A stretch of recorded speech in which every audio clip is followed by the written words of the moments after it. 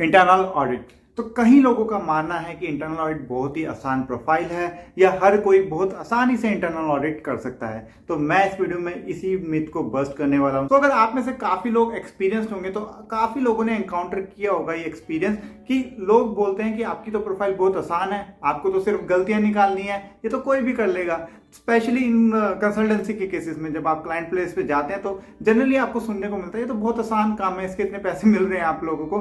तो उन लोगों को सिंपल आपने बोलना है कि भाई इतना भी आसान नहीं है। एक एग्जांपल लेते हैं, सपोज एक फ्रेंच या स्पेनिश कोई भी एलियन लैंग्वेज में हम बोल दें कि आपके पास ऐसे लिखा हुआ है, उसमें आपको बोल दे कोई कि गलतियां निकाल के दो उसमें, तो निकाल पाओगे नहीं ना। जब तक आपको वो भाषा नहीं आती होगी कैसे आप उसमें गलतियां निकाल सकते हैं। Similar in the case of internal audit, अगर आपको किसी प्रोसेस के बारे में जानकारी ही नहीं होगी तो उसमें गलतियां कैसे निकालोगे। पहले आपको वो प्रोसेस सीखना पड़ेगा, फिर ही आप उसमें गलतियां निकाल पाओगे।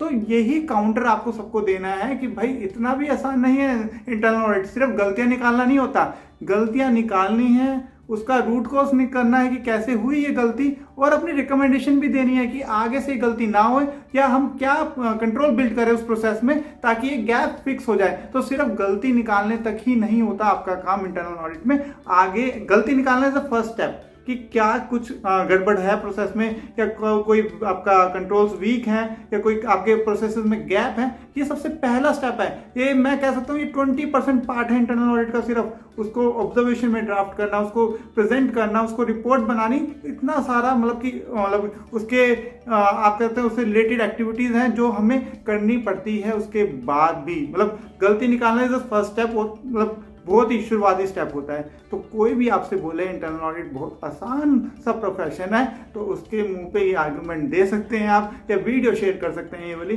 कि भाई इतना भी आसान नहीं होता इंटरनल ऑडिट होना। अगर इतना आसान होता तो इंटरनल ऑडिट की जरूरत ही नहीं पड़ती। सपोज आपको पता है आपके प्रोसेस में गलती है तो आपने खुद ही क्यों नहीं पकड़ ली, हमारी जरूरत क्यों पड़ी भाई आपको। आपके कंपनी ने हमें इतने पैसे दिए हैं, अगर आप ही कर लेते, गलती निकाल लेते थे जो आप कर सकते थे, आपने किया नहीं तो आपकी कंपनी ने हमें क्यों हायर किया। और ऐसा होता है ना, कोई प्रोसेस ओनर है जो एक एक्टिविटी को बार बार करता है, डेली करता है, उसे पता ही नहीं लगेगा अगर उसका प्रोसेस गलत भी है ना, उसे पता नहीं लगेगा कि मैं क्या गलती कर रहा हूँ, क्योंकि उसको लगता है कि यही तो करता हूँ मैं रोज और ऐसे ही चलता है और सही चल रहा है क्योंकि चलता ही जा रहा है ये सब। तो उसे तो खुद पता ही नहीं लगेगा कि अपनी मेरे प्रोसेस में कहाँ वीकनेसेस हैं। तो कभी भी ये कोई बोले कि इंटरनल ऑडिट एक बहुत ही आसान प्रोफेशन है, इसको मैं काउंटर करूंगा कि ये सबसे मुश्किल प्रोफेशन है। कोई भी प्रोसेस हो, कोई भी नई चीज़ हो, आपको पहले सीखनी पड़ती है, तभी तो भाई साहब आप उसमें गलतियां निकाल पाएंगे। तो इस वीडियो में इतना ही था। आई होप मैंने आपका ये मिथ बस्ट कर दिया होगा। मैं मिलता हूं आपको अगली वीडियो में, तब तक के लिए tata, signing off for the day, take care.